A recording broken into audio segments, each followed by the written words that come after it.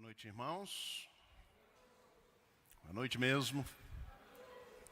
Coisa boa estarmos mais uma vez reunidos e aqui para meditarmos na palavra do Senhor para o nosso coração, para o meu coração, para o seu coração.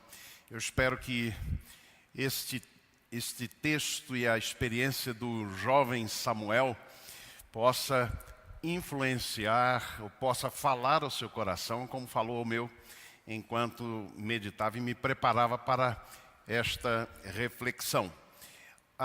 Abre, portanto, a sua Bíblia no texto de 1 Samuel, capítulo 3, mantenha aberta. Nós vamos mencionar e vamos estudar dos versos 1 a 21 durante alguns minutos. E nós vamos começar lendo dois versos, o primeiro e o último verso, e diz assim o texto da palavra de Deus: Entretanto, o menino Samuel servia ao Senhor perante Eli, e a palavra do Senhor era muito rara naqueles dias.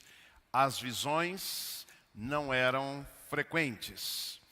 E voltou o Senhor a aparecer em Siló, porquanto o Senhor se manifestava a Samuel em Siló pela sua palavra.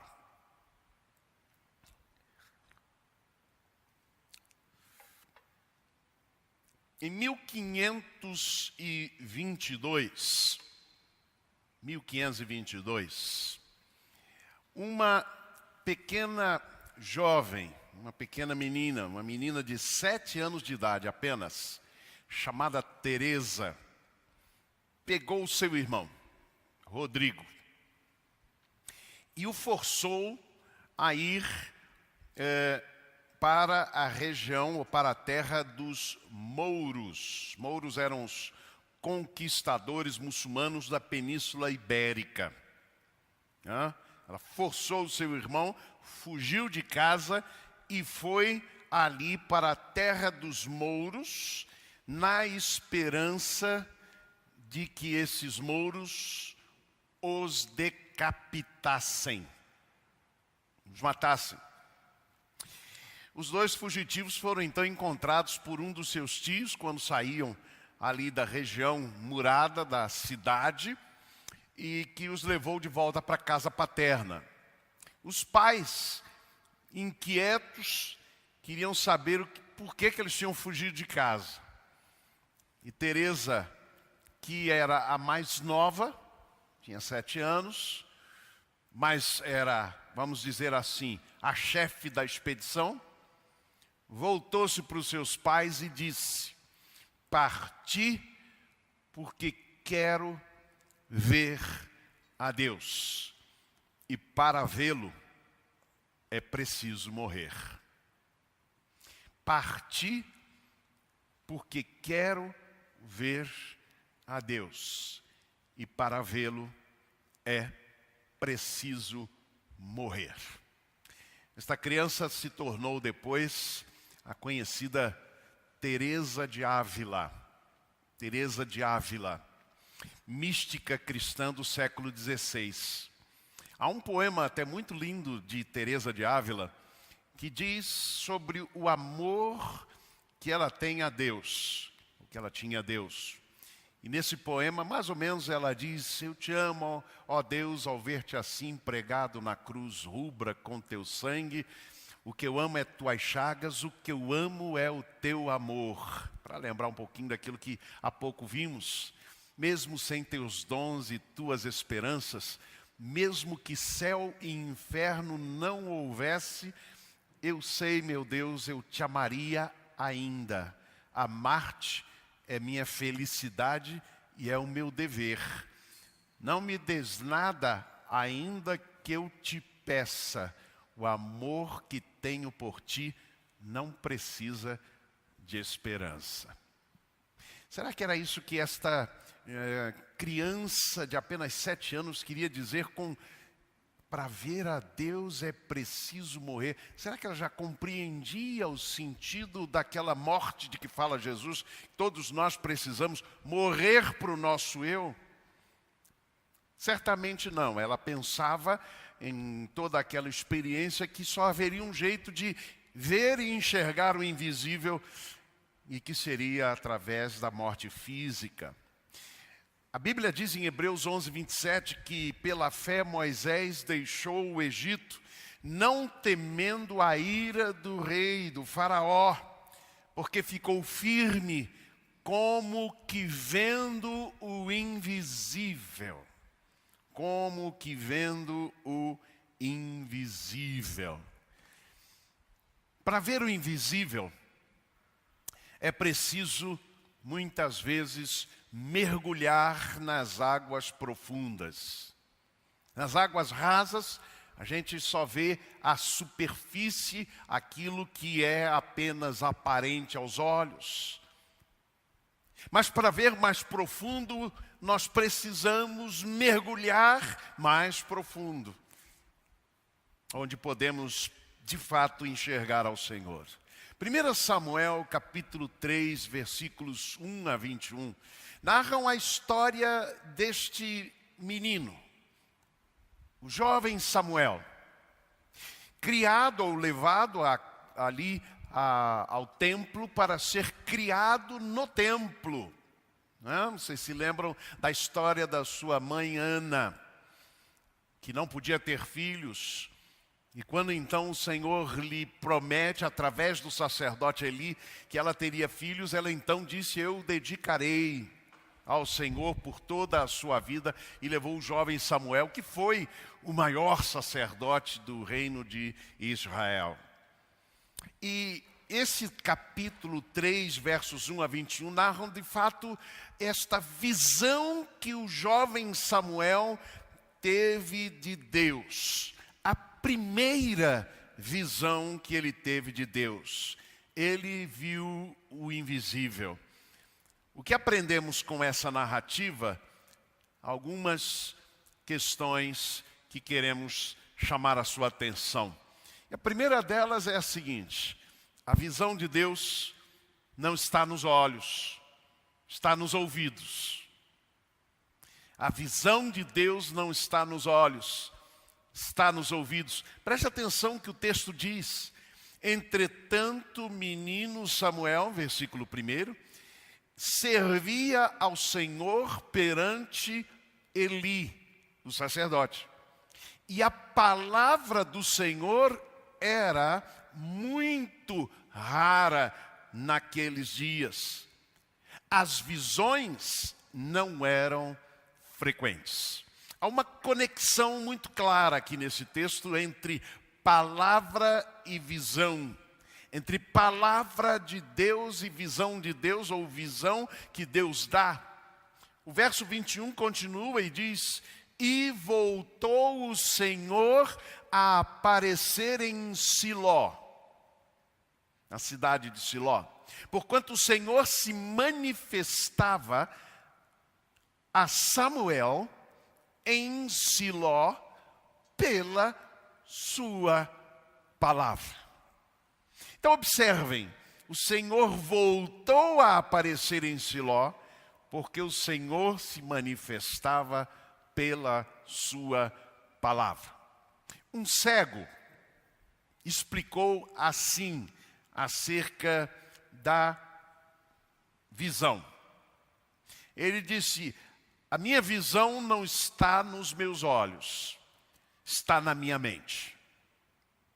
A minha visão não está nos meus olhos, está na minha mente. Creio que nós podemos dizer, e adaptando esta expressão, dizer que a visão de Deus não está nos olhos, está nos ouvidos. A palavra do Senhor que era transmitida aqui a Samuel. Nós encontramos esta expressão da palavra de Deus como visão de Deus na revelação do próprio Jesus, que foi chamado palavra, logos de Deus. O Evangelho de João diz: no princípio era o verbo, no princípio era a palavra, e a palavra estava com Deus, e a palavra era Deus. Então o aparecimento de Jesus e a revelação de Jesus se deu exatamente aí, nesta palavra que se encarnou, que se tornou gente como a gente. O apóstolo Paulo, escrevendo aos Colossenses, capítulo 1, versos 15 e 16, ele disse que Jesus era o visível, a revelação visível do Deus invisível. Se nós queremos ver a Deus, nós podemos vê-lo por Jesus, em Jesus que era a própria palavra encarnada. Mas hoje nós não temos Jesus aqui em carne e osso, mas nós temos a palavra. E há um destaque muito interessante na história deste jovem Samuel, um pouco mais adiante, no verso 19 a 20, quando fala sobre o crescimento, aliás, 19 a 21, quando fala sobre o crescimento dele. Observem o que diz o texto. Crescia Samuel, e o Senhor era com ele, e nenhuma de todas as suas palavras deixou cair em terra. Todo Israel, desde Dan até Berseba, conheceu que Samuel estava confirmado como profeta do Senhor. E continuou o Senhor a aparecer em Siló, enquanto por sua palavra o Senhor se manifestava ali em Samuel. Observem a expressão, nenhuma de todas as suas palavras deixou cair em terra. Alguns tradutores imaginam que aqui o texto está dizendo que Deus não deixou com que nenhuma palavra deste então profeta Samuel, sacerdote e profeta, caísse por terra. Mas eu estou convencido que aqui o texto está se referindo e a construção verbal, a construção gramatical permite as duas interpretações, mas eu creio que o contexto está muito claro. A palavra do Senhor era relacionada com esta visão do Senhor, a visão de Deus que era não pelos olhos, mas pela palavra. E o que Samuel fez é que ele reconhece esta percepção do Deus que ainda não conhecia pela sua palavra. E ele agarrou essa palavra. Ele segurou com todas as suas forças esta palavra, não deixando-as cair por terra. Como é que nós temos lidado com a visão que Deus nos tem dado pela sua palavra? Como temos lidado com a percepção que Deus nos tem dado sobre a vida, a visão da vida, a visão da sua presença neste mundo, às vezes tão marcado por crueldade? O que nós temos feito com esta palavra de Deus, com esta visão de Deus que chega até nós? Façamos como Samuel, não deixemos cair por terra nenhuma palavra que Deus revelar a nós. Segunda verdade que aprendemos nesse texto é que os olhos escurecem quando a gente fecha os olhos. Se é verdade que a visão de Deus nos é dada pelos ouvidos, esta percepção de Deus, é também verdade que quando fechamos os olhos, eles passam a se escurecer. Vejam o que diz o texto em 1 Samuel 3, 2. Certo dia, estando deitado no lugar acostumado, o sacerdote Eli, cujos olhos já começavam a escurecer-se a ponto de não poder ver.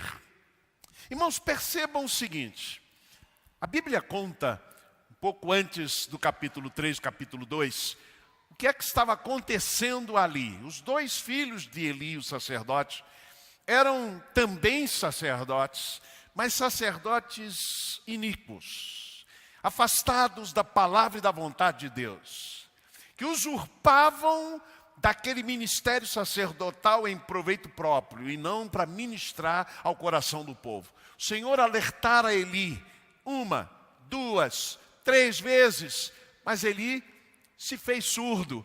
Aliás, o texto diz que ele fechava os olhos para o que os seus filhos faziam. E é interessante esta expressão.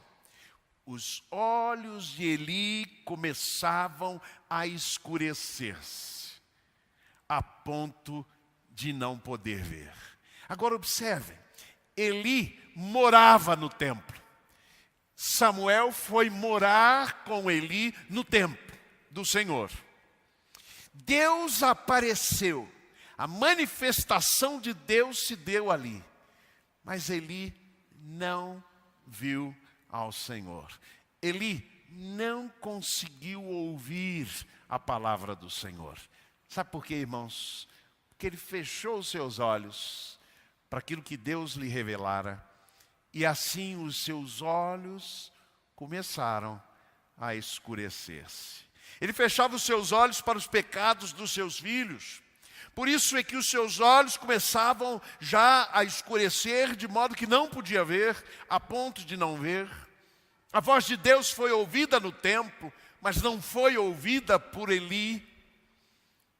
Nós precisamos estar no lugar certo, sim, mas nós precisamos também estar com a atitude certa, para que a palavra de Deus chegue até nós, e através da palavra chegue a visão de Deus. 2 homens olharam através de uma janela, das grades, na verdade, de uma prisão. Um só conseguiu ver lama, o outro conseguiu enxergar as estrelas. Por quê? Porque um olhou para baixo, o outro olhou para o alto. Os olhos escurecem quando a gente fecha os olhos. Terceira verdade, terceiro aspecto que aqui aprendo com esse texto é que quando não conhecemos a Deus, nós confundimos a palavra de Deus com a palavra do homem. As palavras de Deus com as palavras do homem. Isto acontece inclusive com Samuel. Observem aqui em 1 Samuel 3, 7. Porém, Samuel ainda não conhecia o Senhor e ainda não lhe tinha sido manifestada a palavra do Senhor. Esta expressão do verso 7 explica a seguinte situação. Samuel estava ali no templo e diz a Bíblia que antes que a lâmpada de Deus se apagasse, ele foi dormir, assim como também Eli. Uma certa hora da noite ele ouviu uma voz chamando o seu nome. Samuel, Samuel. Ele correu, foi até o aposento do sacerdote Eli e diz: eis-me aqui, porque tu me chamaste. Eli estranhou e disse: não te chamei, volta para a tua cama. E a Bíblia então conta que uma segunda vez isto aconteceu, e uma terceira vez aconteceu, mas na terceira vez Eli começou a entender que era Deus falando a Samuel. Mas ele não conhecia ao Senhor. Então observem que este não discernimento da palavra do Senhor que o chamava tinha a ver com o fato de que ele ainda não conhecia ao Senhor. Ainda não se relacionava com Deus como conhecimento. Sabe, quando nós não conhecemos a Deus, nós podemos começar a confundir as suas palavras com as palavras dos homens e as palavras dos homens com as palavras de Deus. É preciso conhecer a Deus. Observem que nem mesmo residindo no templo, Samuel conhecia ainda o Senhor. Era preciso que a palavra se revelasse a ele. Era preciso que a visão se revelasse a ele através da palavra. Deus tem um chamado pelo ministério da palavra Mas quando nós não olhamos para Deus e nem discernimos a sua voz no chamado, o que pode acontecer é o que aconteceu com Samuel. As impressões logo são perdidas e a gente volta a dormir. Por isso é preciso ficar atento e conhecer a Deus.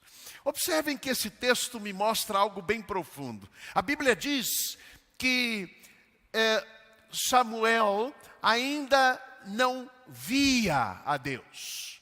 A visão era rara naquele tempo, diz o versículo 1. O que isso quer me dizer é que, mesmo quando eu não vejo Deus, Ele me vê. Mesmo quando, às vezes, as trevas vêm sobre os meus olhos, ou as lágrimas me impedem de enxergar e ver a Deus, Deus me vê na minha necessidade, no meu sofrimento, na minha luta, na minha dor, nas minhas interrogações e dúvidas. A Bíblia diz que quando Jesus ressuscitou, Maria foi ali ao sepulcro para preparar o corpo, para tratar do corpo ali. E diz a Bíblia que o próprio Jesus apareceu e quando ela notara que o corpo de Jesus tinha desaparecido ali do sepulcro. A Bíblia diz que chegou alguém ao seu lado e ela então disse: Senhor, se tu escondeste o corpo do meu Senhor, por favor me diga para onde o levou. E a Bíblia diz que Jesus diz: Maria, e os olhos dela se abriram e ela viu o Senhor.